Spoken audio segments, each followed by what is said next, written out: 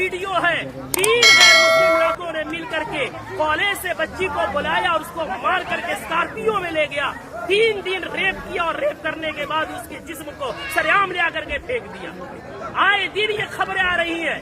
मैं पूछना चाहता हूँ, इसके पीछे के जिम्मेदार मुआशरे के हमारे और आप जैसे बेगैरत लोग नहीं है जो शादियों में, नाच गानों में, पैसों में आग लगा रहे और आग लगा करके शादियों को इतना मुश्किल बना दिया कि वक्त में शादियां नहीं हो रही है, जिसकी वजह से हमारी बेटियां, जज्बात उनमें भी है, जज्बात की रो में बह करके एजुकेशन वाली बच्चियां गैरों के गोद में खेल नहीं रही है, बल्कि टिश्यू पेपर बना करके उन्हें इस्तेमाल करके गली कूचों में फेंक नहीं दिया जा रहा है, बल्कि उनके चेहरे उड़ाए जा रहे हैं। इतने अदब और एहतराम के साथ बार बार इसरार करने के बाद झुक करके, बाप कह करके, भाई कह करके, ईमान का हवाला देकर, इस्लाम का हवाला देकर, पूरी सोसाइटी के अदब पैमान का हवाला देकर के कहा गया, लेकिन फिर क्यों नहीं माने?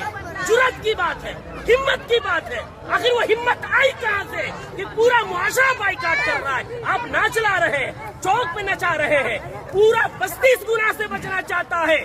खुदा का खौफ खाए हम लोग, कल क़यामत में क्या मुंह दिखाएंगे?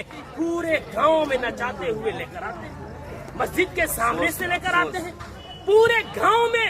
ये क्या है?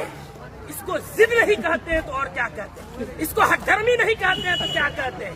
कौन है वो मौलवी, कौन है वो आलिम दीन जिसने कुरान और हदीस पढ़ा है और इतनी सख्ती से मना करने के बाद उस मजलिस में, उस शादी में नाच गाना हो और वो निकाह पढ़ाए, उसका कुरान और हदीस इजाजत देता है? मैं तो एहतराम करता हूँ कि इन्होंने पहले ही जो हमसे मोहब्बत और शफकत के साथ इकरार किया है। कौन है ऐसा जो जिस मजलिस में नाच हो रहा हो, जिस स्टेज में वेशियों का धंधा चल रहा हो, जिस स्टेज में खड़ा हो करके बहनों के पाँव में घुंघरू बांधा जा रहा हो, उनके सरों से दुपट्टे खींचे जा रहे हो, जिस निकाह जो इबादत है उस इबादत के अंदर मुआशरे के लंगे या लुफंगे और लवंडे औरतों के पीछे तालियां बजा रहे हो, वो निकाह में किस मौलवी का इल्म इजाजत देगा निकाह पढ़ाने का?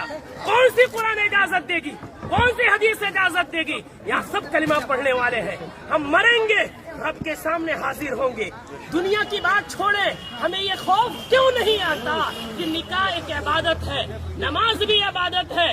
नमाज में अगर कोई गाना बजाए, नमाज का मजाक है। निकाह में कोई गाना बजाए, वो निकाह का मजाक नहीं तो क्या है? जो मौलवी कुरान की आयत पढ़ेंगे उनका मजाक नहीं तो क्या है? हदीस पढ़ेंगे उनको पैरों की ठोकरों में रखना नहीं है तो क्या है?